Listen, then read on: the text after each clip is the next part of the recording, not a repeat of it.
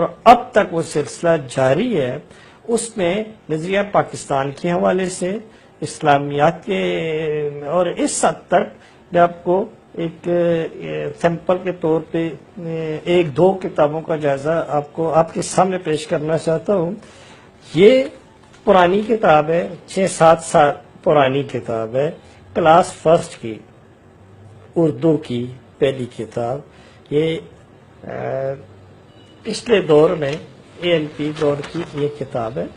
اور اس میں اگر آپ یہ ہمارے بچوں کو ان کی برین واشنگ کس طرح کر رہی ہے اس کی ایک جھلک دیکھیں.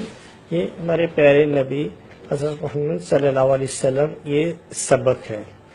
اس میں آپ دیکھیں کہ ہمارے پیارے نبی صلی اللہ علیہ وسلم اللہ کے آخری نبی ہیں. دوسرا جملہ ہے آپ صلی اللہ علیہ وسلم کے بعد کوئی نبی نہیں آئے گا. یہ ہے پرانی کتاب.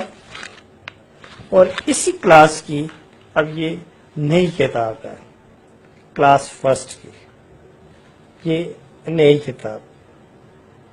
اس میں یہی سبق موجود ہے.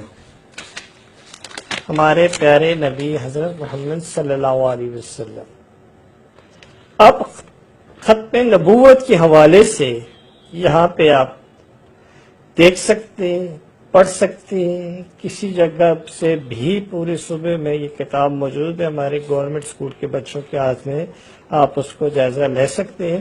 اس میں بہت واضح ہمارے پیارے نبی حضرت محمد صلی اللہ علیہ وسلم اللہ کے آخری نبی ہیں.